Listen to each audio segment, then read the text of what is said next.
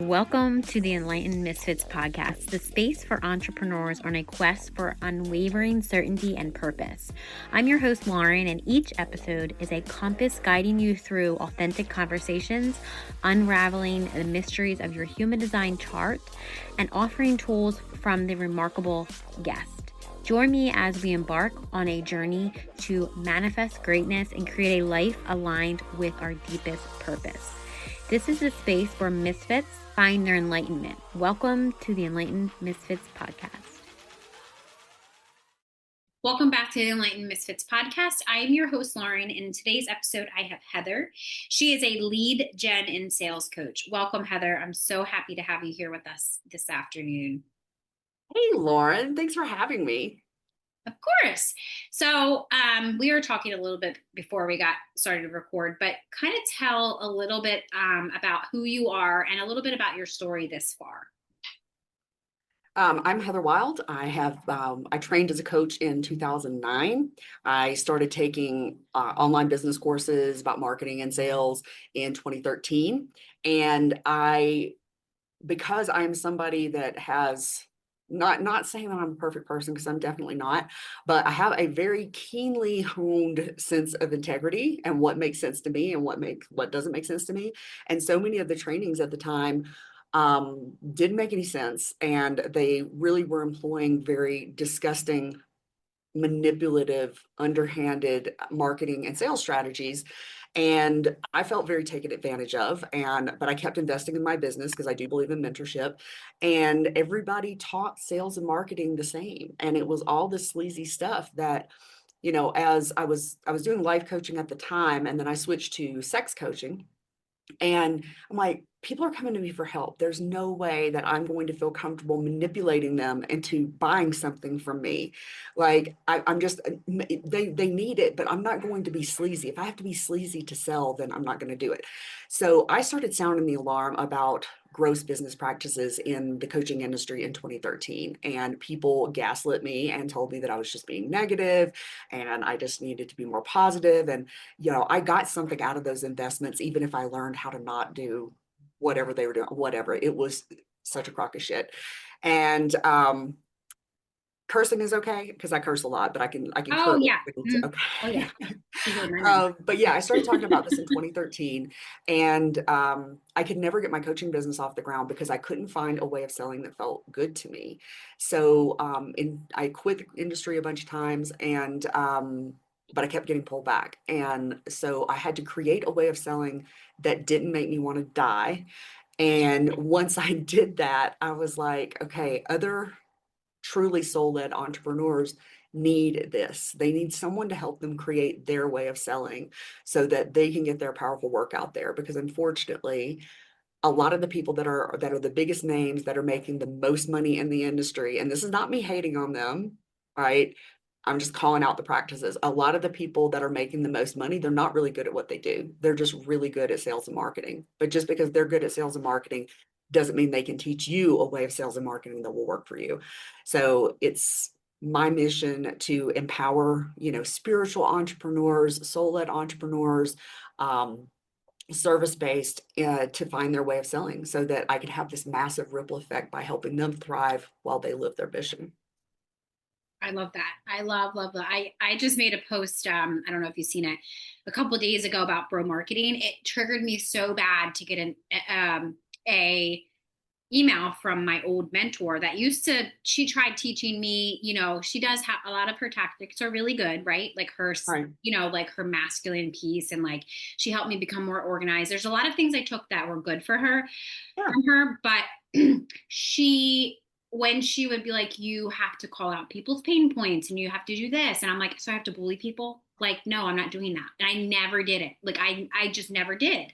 And I mean, I guess speaking truth and speaking like what you see is one thing, which I do that. But like, I'm not triggering people in my posts that they feel, they legit feel shame, because when I would read her post, I'm like, why do I feel shame when I read your posts? That's not I just think that that's not okay. So I was like, do other people read my post and feel shame? And they're like, no, I don't know.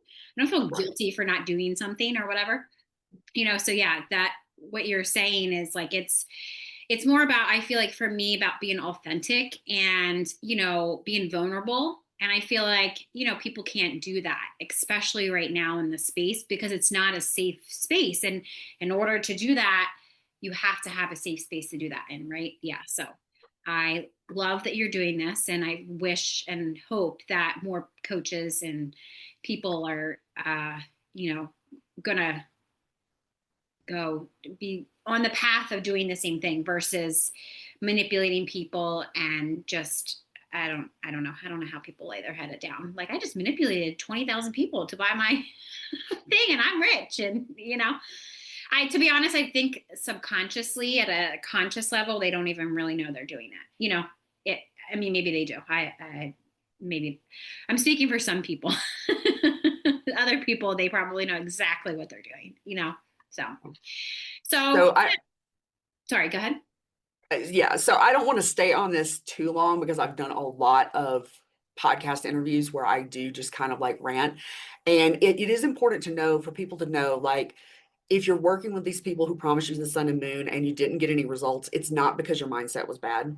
It's because they're a terrible coach and teacher, right? So that was one of the main narratives for a long time was like, if people don't get results, it's their fault. And it's like, yeah, but if you're a college professor and like 80% of your students are failing, it's not because you have bad students, it's because you're a bad teacher, right? And it's the same thing with coaching. If like you don't have a 70% plus success rate with people meeting or exceeding their goals, then there's something wrong with the way you're doing it, right? So but like that aside, I've written two books about problems in the coaching industry. They're both on Amazon. The last one was called What Every Entrepreneur Wishes They'd Known Before Hiring a Business Coach. And I talk about what I realized is that most of the sleazy stuff that we see in sales and marketing is based in NLP. And neurolinguistic programming is a fantastic transformative tool when it's used consensually for someone's transformation. Right. But in the hands of a bro marketer, it is used to bring out that shame, that guilt, basically to dysregulate your nervous system so that you feel like you've got to buy. And the punchline is that, so many coaches will use those disruptive techniques and then be like, well, what does your intuition tell you? You can't access your intuition when you are in a dysregulated state. You need to be like calm, right? So, and then the other thing I realized in researching my books, and I don't have any empirical data about this, but it was like, oh, a lot of the people that are super, super successful at marketing and sales are sociopathic and narcissistic. And they have this inherent charm and they have no qualms about saying, lying, or over exaggerating whatever to make a sale. So they're very, very good at it. And they're very attracted to the coaching industry because it's not really regulated. And they get a lot of fawning fans and they get money and they get fame and they can control people, right? So my book talks about how to, and I'm not a psychologist, I'm not claiming to be a psychologist, but it's just kind of common sense stuff. So my book walks you through how to like analyze people's marketing, analyze their sales, analyze your interactions with them so that you are less likely to end up in a $10,000 mistake with a non-terminable contract that you're on the hook for, even if the person ghosts you, right? Um, so yeah. Yeah. We could talk about this a little bit more, but I would rather switch to like how soul-led entrepreneurs can make sales without being sleazy. But yeah. Yeah, no, yeah, that we can talk about whatever you want to talk about. But yeah, I actually had to look at that in my own self too, because I kept hiring these narcissistic mentors. And my husband said to me, well, what's the because I mean, I'm looking at the pattern, like, why does this keep fucking happening? Like, this is why the tens and thousands of dollars, like, it needs to stop. I'm sick of it. And then all of a sudden something switched and I realized, oh, like, this makes sense. And I needed to, I seen the red flags. I would do like theta body testing and all that stuff. And my body is like, no. Like, I could just simply ask, should I invest in this? And it's like, no, but I would not, I would ignore it. Me too. And so yeah, we can shift gears here, but I just figured this out before I hired my last mentor because it was really traumatic for me And I know that some people are like, oh, that's not bad. It is when you're It investing is. $10,000 into a coach. I mean, I'm always open to be coachable, and I know I always need a mentor, but not all the time. I do know that, you know? Right. So, but yeah, so I was like, I think it's time for me to get another mentor again. And it's like, oh God, I don't want to do that, you know? So it's like, this is different. It's a different energy. It's a different frequency. It's a different community. It's like everything is different. So I'm like, well, I guess this is going to be different. It feels different. So yeah. Good. Thank you for I wanted to go back to you. Thank you for shining light on this, and also I'll make sure that your links to your books. I don't think I have them, but when this episode comes out, I'll make sure that people, when they listen to this, they can access those books, because I think a lot of people listening right now are going to be like, "Oh, I need that book.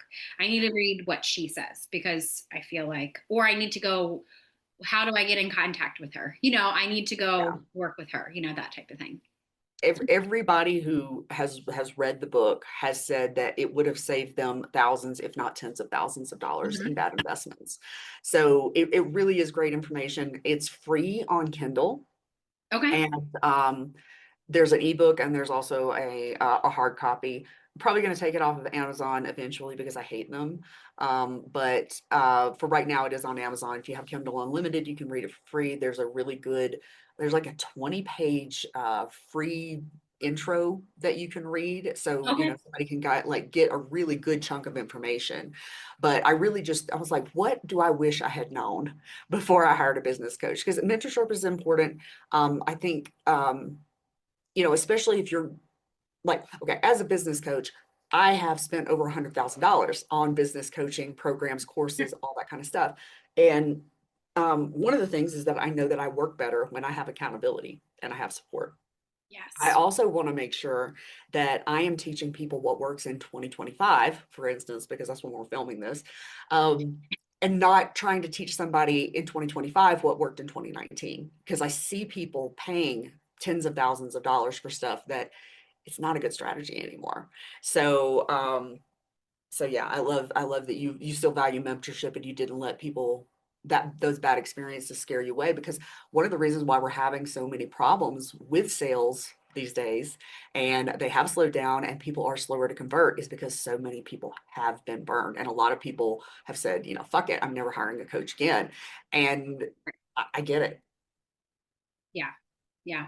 I mean, it's very true. And it's like some people say, oh, because the market is shifting and this is shifting and that. No, yeah, sure. That's true. However, there's also a part of you. And the crazy part about it is that I have three specific people in my mind that literally that make content around this that are the same people that are the ones that burn people. So it's like in the Yes. content, I'm like, you are admitting what you did. And now, granted, I feel like my one mentor is very self aware and is healing this part of herself with another mentor, which is great because now she can talk about it. And now you can accept the fact that you are part of the problem. And then, it's not shifting. There's so many people coming out of it because she, in her mind and in her perspective, she thinks it's because everybody wanted to become a coach in 2020.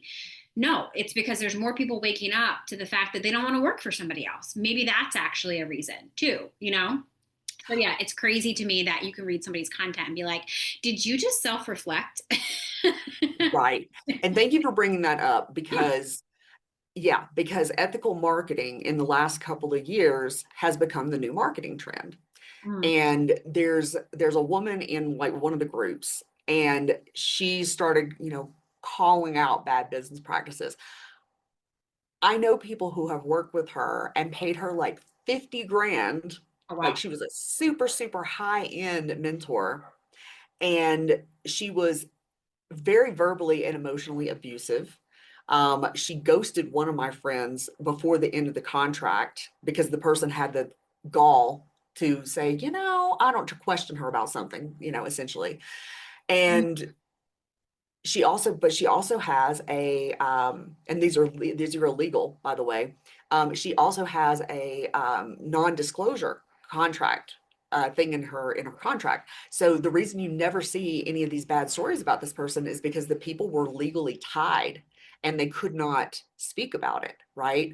And whenever Mhm. I see her post, I'm like, do I block her because this is triggering as fuck? But on the other hand, it's kind of like I want to keep an eye on what people are doing. So Yeah.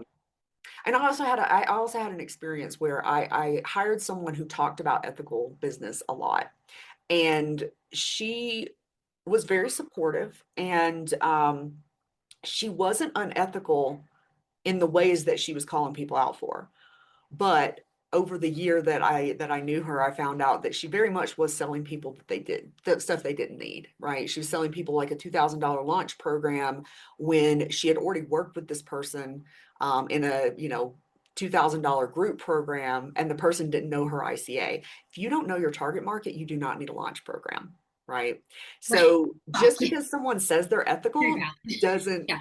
doesn't mean that they're actually ethical. And ethical is a relative term. I mean, just because they're ethical in their way doesn't mean it's going to match, your ethics. So Right. yeah. But all that Yeah. being said, not everybody in the coaching industry and healing industry, online industry is an asshole who's out to like rip people off. Yeah. Um, I've made a lot of really good investments both in business and personal and spiritual and health coaching. Like I believe in the power of mentorship. I say therapy saved my life, but it was purpose-driven coaches and healers that made it worth living. Yeah. So you just gotta like, well, and nobody had written a guide. We didn't know how to invest. This is a new industry. Like nobody knew. So I was like, well, let me write a guide about everything that I know. Right. And yeah. Yeah. Yeah. So, thank you for bringing awareness to all of that. I feel like these are topics that people don't talk about that we should talk about more, especially because it's so like hush hush, don't talk about it. I feel like when I started talking about my issue with mentors and I have to hire another mentor, and I've even told my own mentor right now, I said to her, I'm very cautious about this because of this Yeah. happening. And she said, well, thank you for being vulnerable with me. She was like, it happened to me too. She was like, and I will never, ever, ever, ever do this. And if I do, I will give you your money back. If you ever Right. feel like you're not safe, if you ever feel like I'm not helping or whatever, I will give you your money back. And that's okay. And you can go tell everybody about it. I don't really care, And I Right. was like, I feel like she, somebody that is not in, like, I just know I'm using my intuition. I'm like, oh, she's authentic, and I feel like having that hard conversation, this is not working. I don't like this, whatever. I'm the same way with my clients. So I feel like my intuition was like, it's safe here. Her community is safe. And then talking to other people that have worked with her that also had the same That's experience. important. Yeah. So, That's one of the things that I recommend is like, don't don't just look at somebody's testimonials, especially don't just look at somebody's testimonials on their website.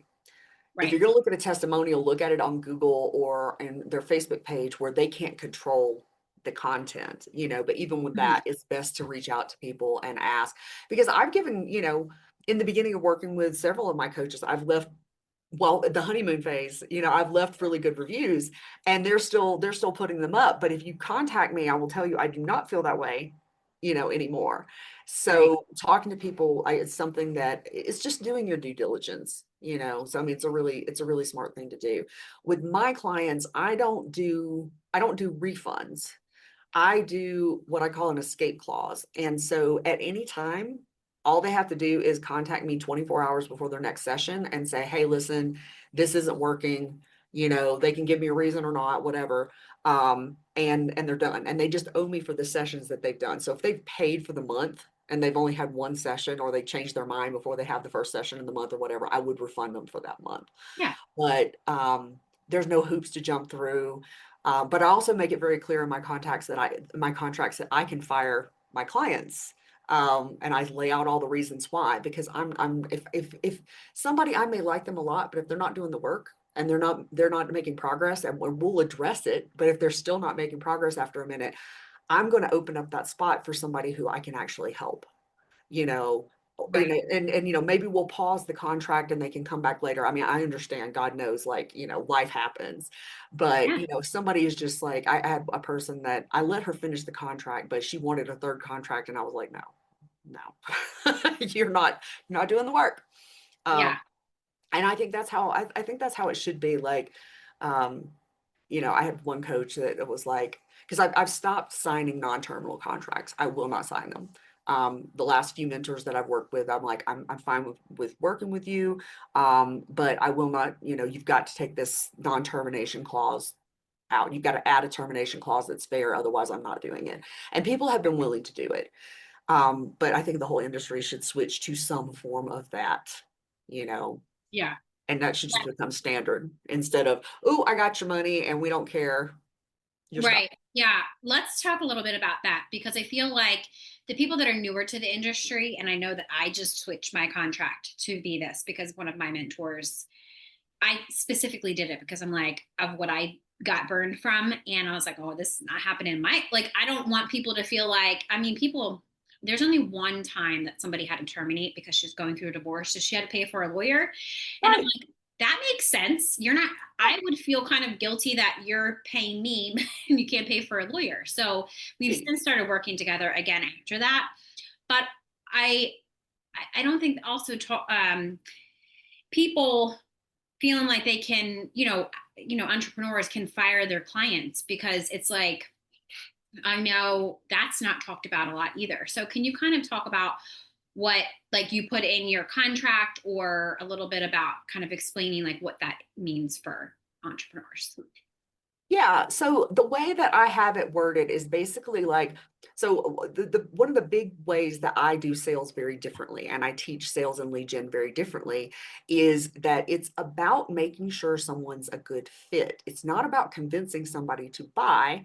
It is about, and just a preview into like the way that I do things, because it kind of all goes together.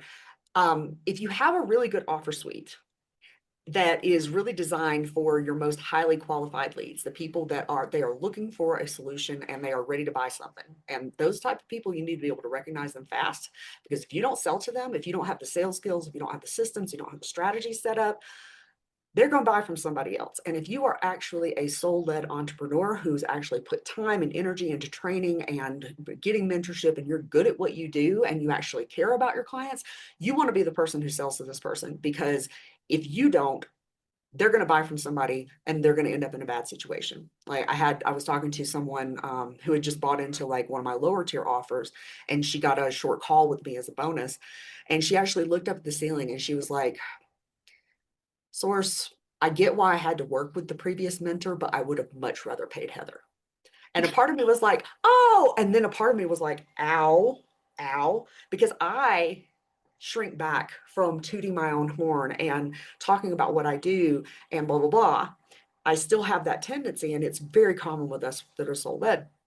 And yeah, but if I had been louder last year, maybe she wouldn't have spent $10,000 with somebody who didn't help her, you know?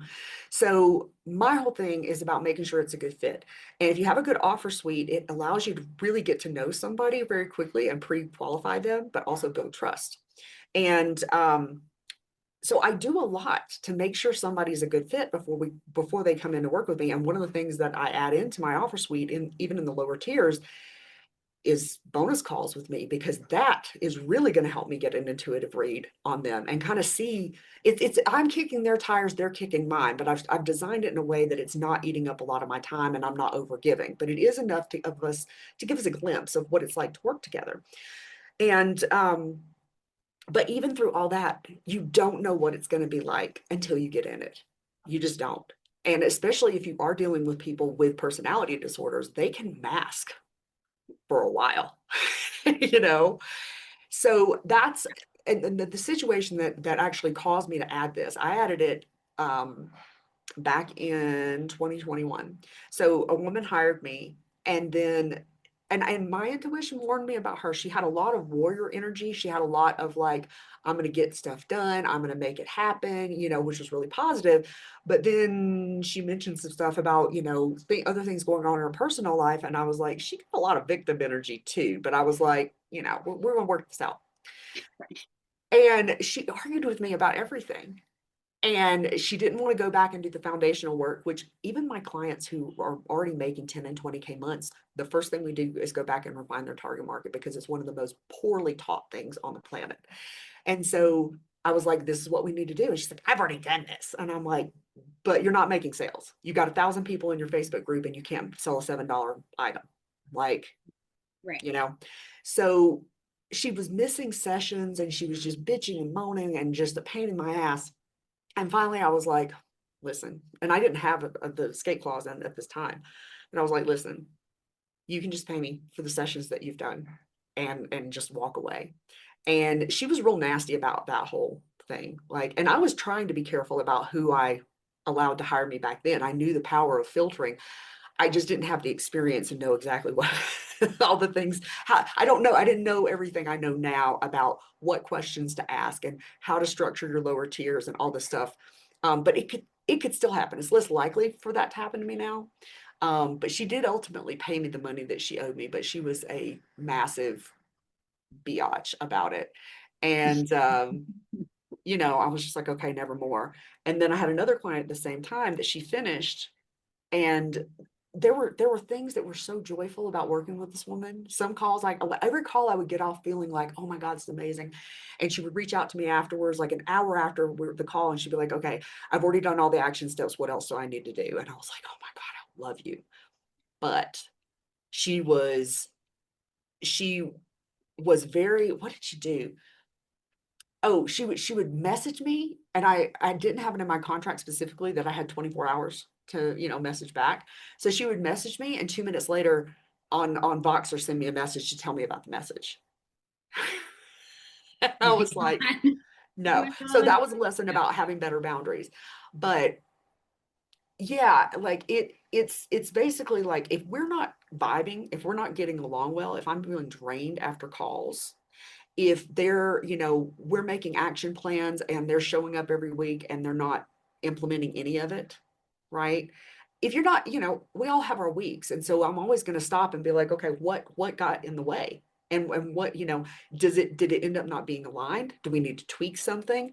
Do we need to talk about, mindset? Do we need to talk about something in your environment that's bothering you? Because business problems are not always business related directly.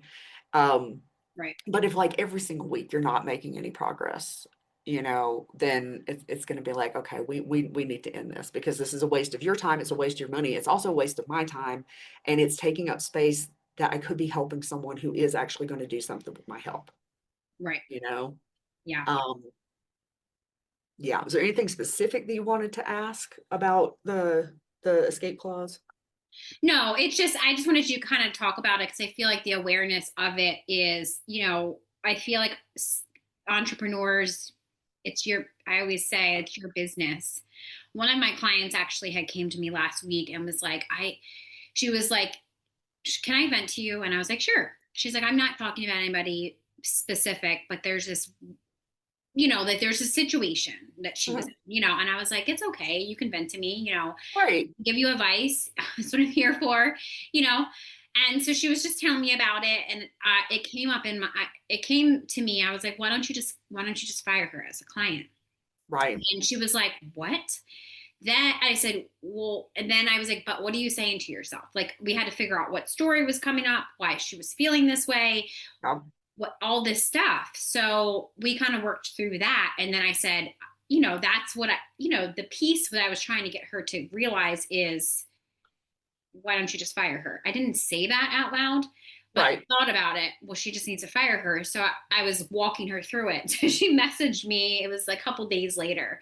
She said, so I fired her. And I was like, so happy, so proud. She was like, why didn't you just tell me that? I said, because I'm not that type of coach. I'm not doing that. Like, I'm not going to tell you what you should do, but I'm going to help you walk through it because you can process it. I can tell you what you should do all day long, but that's not helping you. And it's definitely, not kind of where I'm coming from integrity.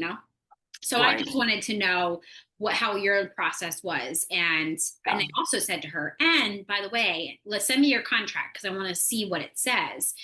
Add that in there because that's, important. I then hearing you talk about it, I was like, oh, that's why I added it in there. I just thought I added it in there because there's been so many times I've been burned, and like, people, who knows, like, I guess from a legal standpoint, I don't ever really think about it from a legal standpoint, but people can get a little crazy that, Yep. I'm like, just take your money back. Just don't pay me. Just go away. Like, Yep. just go away. Yep. So yeah. And that's the thing is like, I not all money is good money. Right. That is a very, very true saying. Like you might get $10,000 from a client, but the amount of hassle you're going to, first off, you may not be able to keep it.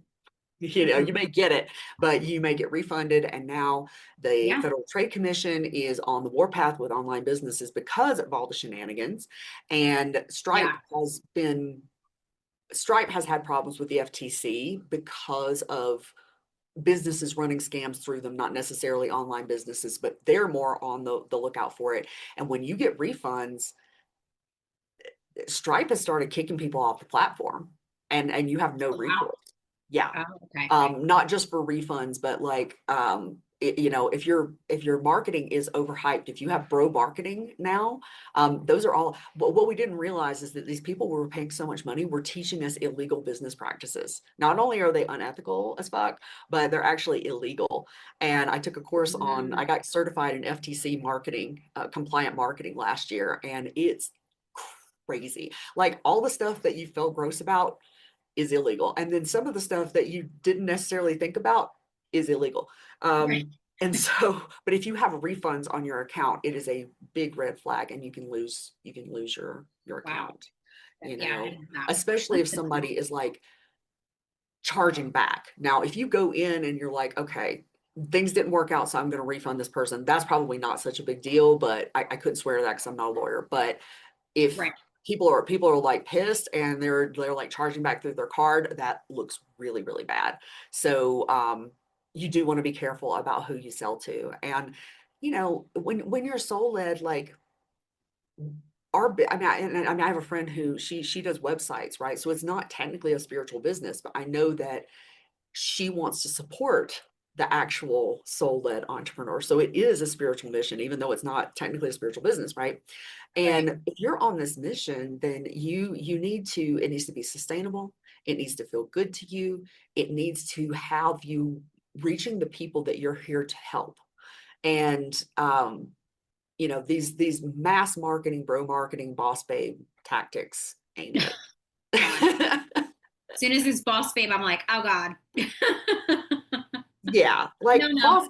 boss babes are just bro marketers with tits. That's, Yeah. you Yeah. know, Yeah. and not, I mean, I'm not saying everybody who calls themselves a boss babe is toxic, but it is a yellow flag in my book. Like if somebody starts talking Oh boss yeah. babe, I'm like, okay, let me look a little deeper. Yes. Yeah. Now thinking back to somebody called me a boss babe and I was like, no, no, I'm not that. And then she's like, oh no, not that part. And I'm like, no, but I'm not that at all. It Not never that at all. resonated Do with not me. call me that. No, thank you.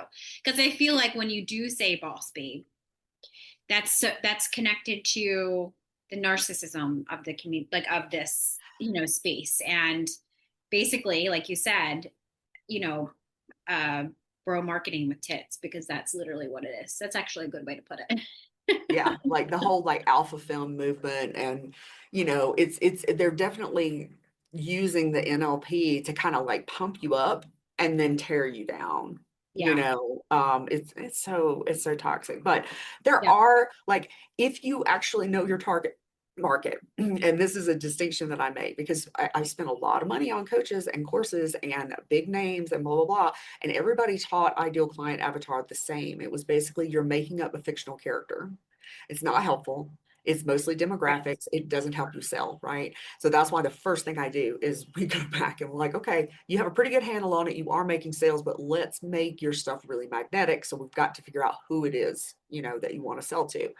And when you know that and you have a really good handle on what actually matters about what matters, what you need to know about your target market, then you can reverse engineer your offers and tweak your offer suite so that it becomes a breadcrumb trail to the right people.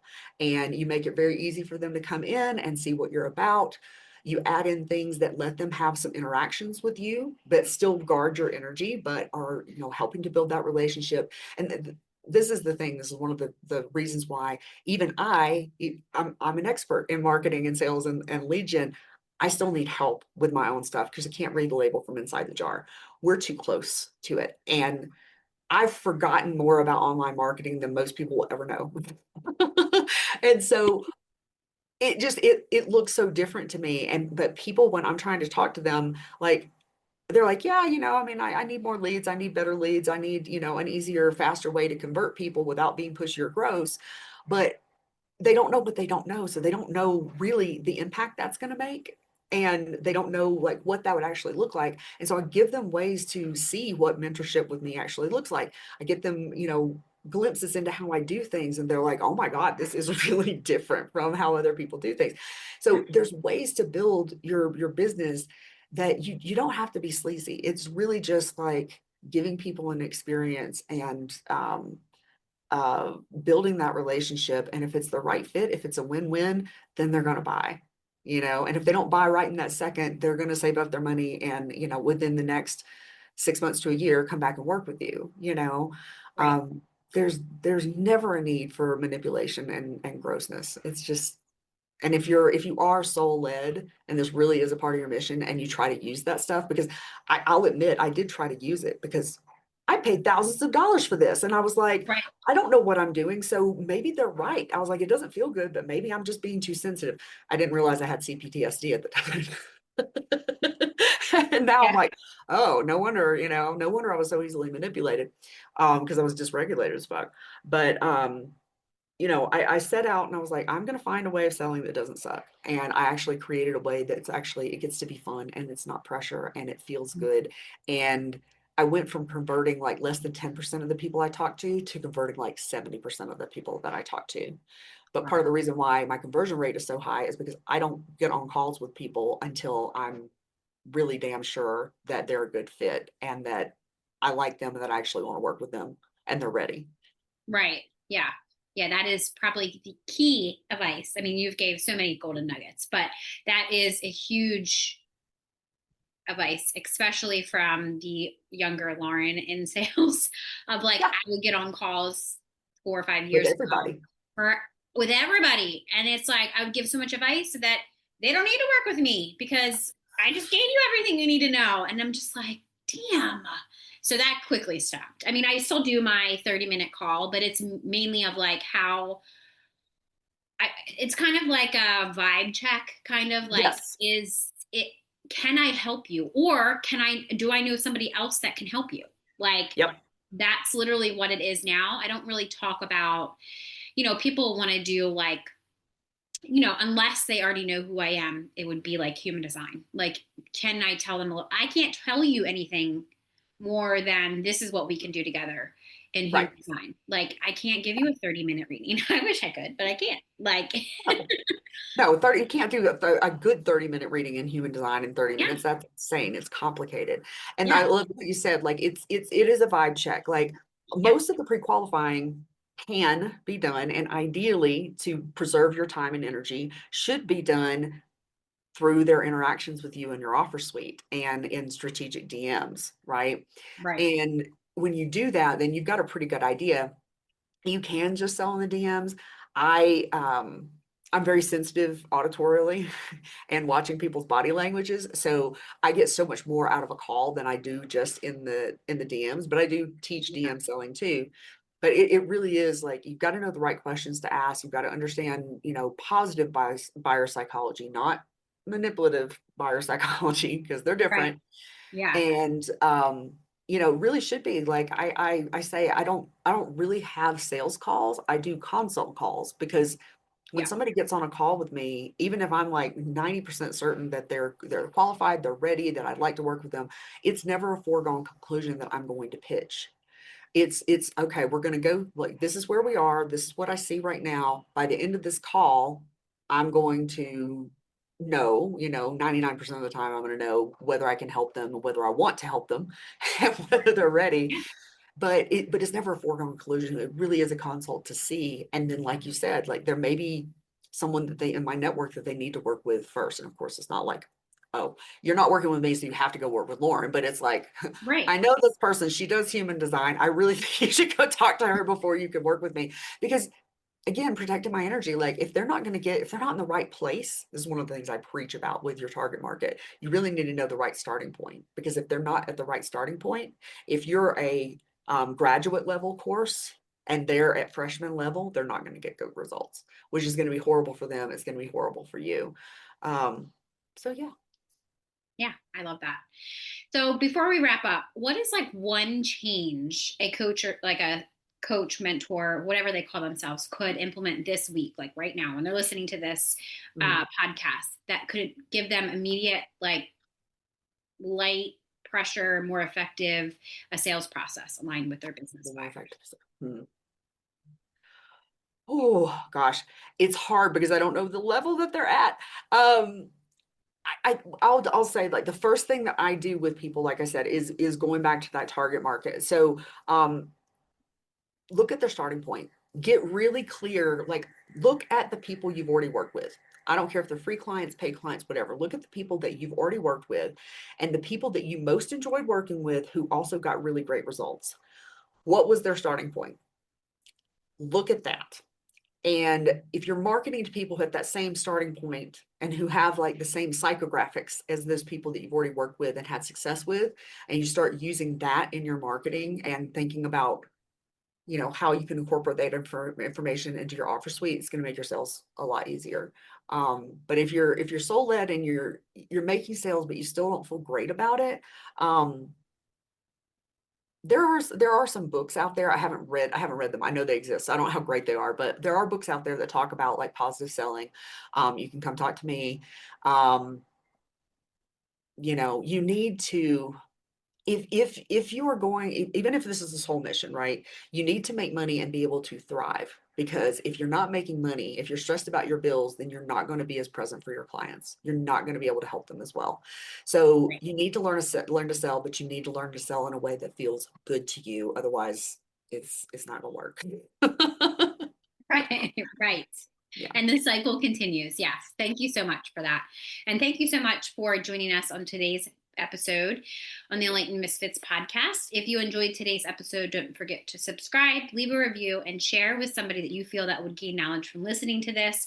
Make sure you check out all of her links and her books below. And if you're watching this on YouTube or if you're listening to this, her links will be below in the description box. Stay tuned for more captivating conversations in the future. I hope you have an amazing rest of your week, and I will see you next week.